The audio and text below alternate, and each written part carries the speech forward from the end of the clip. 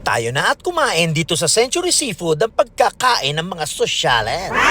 Sangka, napakaluwag ng parking at nasa tapat lang, walking distance. Kaya pagpapasok ka na, makikita mo na, daig pa ang hotel. Honey.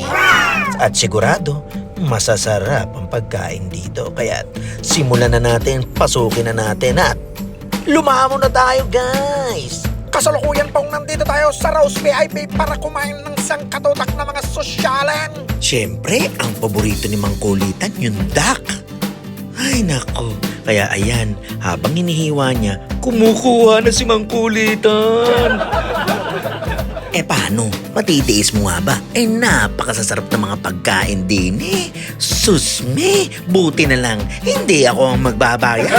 Sulit na sulit yung magbabayad. Paano? Napakarami kong nakain. May balot pa.